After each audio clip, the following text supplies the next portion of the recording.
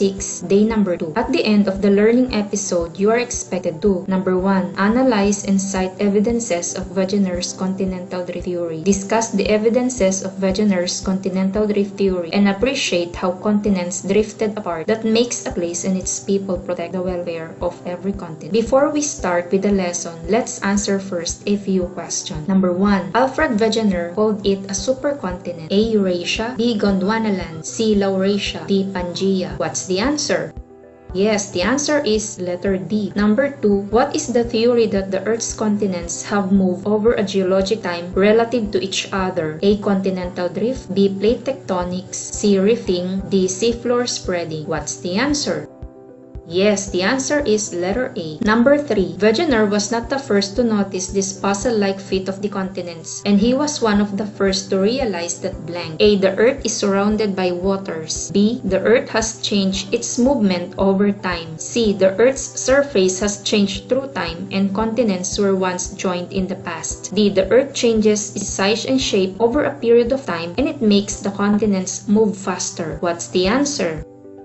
The correct answer is letter C. Number 4, how do the fossils of plants and animals prove that continents move? A. Because the animals are moving anywhere. B. Because the continents are the same in shape. C. Because people believe that the continents are moving apart. D. Because there are many examples of fossils found on separate continents suggesting the continents were once joined. What's the answer? The answer is letter D. Number 5, why do we need to practice social distancing or physical distancing? A. Keeping space between you and others is one of the best tools we have to avoid being exposed to this virus. B. Keeping space would mean you are alone and not sociable to others. C. Social distancing will help us become closer to others. D. Avoid the people we don't like. What's the answer?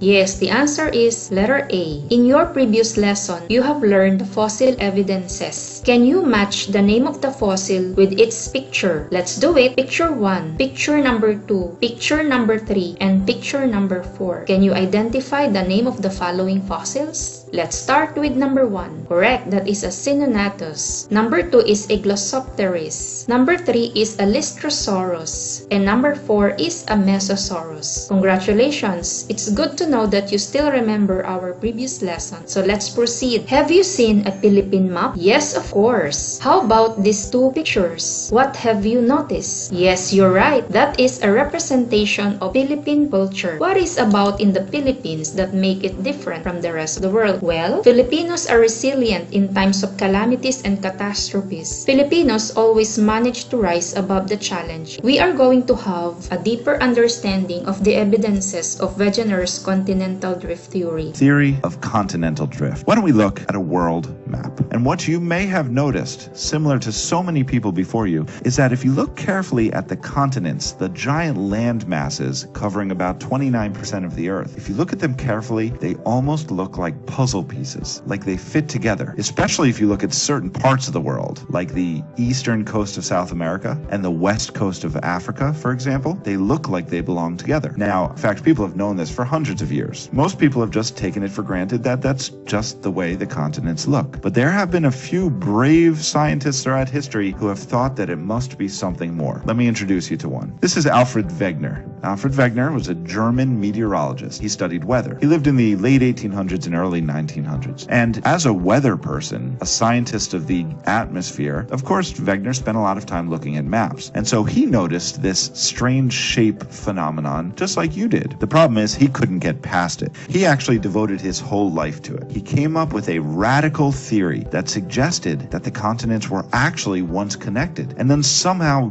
ripped apart to where they are today. He came out and he said, I think the continents are moving. Of course, people thought this was kind of a silly thought to have. How could a continent possibly move? But Wegener really thought that this was the case. And so he devoted his whole career to studying this and coming up with proof of this radical idea. In fact, Wegener didn't just think the continents were moving. He actually believed that there was a time when they were all connected and they have since drifted apart to their current locations. He even came up with a name for that that supercontinent that existed in the past. He called it Pangaea, the supercontinent that he believed existed about 250 million years ago. Pangaea, or Pangaea, is actually an appropriate name. It's a Greek term that means entire Earth or all Earth. So if you think about it, when all the continents were together, if Wegener is correct, it would make sense to call that landmass Pangaea or Pangaea. Here's what he thought it looked like. You can see within this diagram the modern-day continents of North America, Africa, South America, Antarctica, India, etc. But they don't look quite the same way they do today. And of course, they're in totally different positions, all connected into this one supercontinent. Now, and so he knew that if he was going to make any headway with this idea, he had to come up with evidence. And so we're going to take a look at 4 pieces of evidence that Wegener put together to prove to the public that the continents had in fact drifted. Let's take a look at his first piece of evidence. We'll go back to this map here. Now, the first piece of evidence we've actually already discussed. It's simply the observation that the continents appear to fit together. As simple as that. Wegener didn't believe that this could be simply a coincidence. He feels like there's no possible way the continents would have this appearance just randomly. And so this becomes evidence number 1. We will call it the apparent fit of the continents, the fact that they look like they fit together. And just to expand on that a little bit, essentially the coastlines of the continents appear to fit together, kind of like the pieces of a puzzle. But that's not enough. So Wegener went back to the drawing board. He dug through piles of books and libraries and became quite interested in fossils and other evidence of prehistoric life.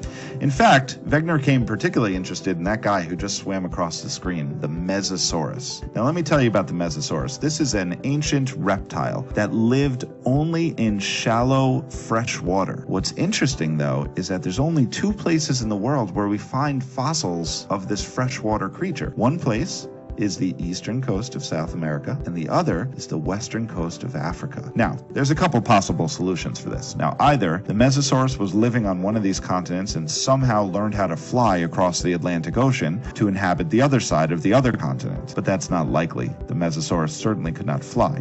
And we know the Mesosaurus couldn't have swam across. The distance is just too great, and they can't survive in salt water. So that's out of the question. Maybe the water was frozen and he walked across? Well, that's a possibility, but there's really no evidence to support that. And so what Wegener said is that while the Mesosaurus roamed the land, Africa and South America were connected, and they were able to freely walk across the land masses. And then after going extinct, the land masses were torn apart and separated, carrying some of the fossils to what would become South America and some to what would become Africa. Interestingly, Wegener looked into this and found that there were other organisms that lived in the past that had similar fossil distributions. These fossils all have these very unique distribution patterns that suggest that the continents were once together. And in fact, if you reassemble the continents and map out the locations of these fossils, they line up perfectly. So that's our evidence number 2. We call it fossil correlation. Correlation simply means matching up. So matching up fossils on either side of the ocean. To summarize, identical fossils have been found in the rocks on either side of the ocean, and therefore the continents were once connected and must have drifted apart. But Wegener knew he needed a stronger case, and so he went back to the library yet again and became fascinated by rocks and geologic structures like mountain ranges of the past. And he found a really interesting pattern, not unlike what he found with fossils. In fact, if we go back to our world map here, and let's zoom in on the North Atlantic here,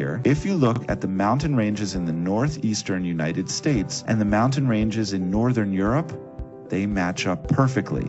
And what I mean is that they are made of the same type of rock and the same age of rock. Now, of course, anything is possible, and the same exact rocks could have formed in 2 different locations at the same time. But geologically, that's unlikely. A better explanation is that these mountains were once connected, and as the continents moved, they tore them into 2. And that becomes evidence number 3. We call it rock or mountain correlation. And what we see is that identical rocks and mountain structures have been found on either side of the ocean, suggesting that the continents were once connected. But we need one more, and this is probably the most complex of them all. Again, Wegener returned to the library, and this time he returned to his roots as a meteorologist, and he began to look at past climate data, meaning he looked at evidence of cold and warm weather in different parts of the world, and he found something fascinating. See, he first looked into glaciers. So glaciers are these giant rivers of ice that move slowly across the Earth's surface. And of course, glaciers have to to be found in cold parts of the Earth. Today, they're restricted to only the highest mountaintops and, of course, the north and south poles of the Earth. Something interesting about glaciers is that they move, and when they move over the rock beneath, they leave evidence in the form of scratches that we call glacial striations, which you see here. Now, how does this relate to continental drift? Well, if we look at our map, if you look in the present day tropical rainforests of South America and Africa, you will find glacial striations. Here in these two regions, you find these scratches in the bedrock. Now, if you think about that, how could there be glaciers in a tropical rainforest unless it wasn't always a tropical rainforest? This suggests that these continents were not always in their warm equatorial regions like they are now. They were once down near the South Pole where it could have been cold enough to have glaciers, and they have since drifted apart. But Wegener wanted more from this climate data, and so he began to explore a little deeper. And that's when he came across this rock. This is a sedimentary rock called bituminous coal. We know it because we burn it for energy. It's a fossil fuel. What we know about bituminous coal, if you were to look in Earth science reference tables, you would see that bituminous coal is made from compacted plant remains. So picture tropical plants like this dying on this forest floor and getting compressed over millions of years to form coal. Now let's look at where coal is found on Earth. Anywhere you see this little icon, we have found coal deposits. Now let's think about this. Coal forms from tropical plants. These are not tropical climates, yet they have coal, which is evidence of a past tropical climate. And so this, just like the glaciers, suggests that the continents have moved over time. And that becomes evidence number 4, paleoclimate data, or past climate data. The observation that coal has been found in cold areas, and that glacial evidence has been found in warm areas. And with these 4 pieces of evidence, Wegener published his book, The Origin of Continents and Oceans, suggesting that all the continents were once connected in a supercontinent called Pangaea, which existed about 250 million years ago. Later in his life, Wegener took an expedition to the North Pole, and in this expedition he wanted to gather more evidence to support his theory of continental drift. Unfortunately, on a very cold, dark, stormy day, Wegener set out on an expedition to gather food for his colleagues, and he never was heard from again. Wegener died of exposure and was frozen in the ice, and his body is actually still there today, frozen forever. The sad thing about that is that Wegener was never able to explain what made the continents drive, what made them move, what made the supercontinent rip apart.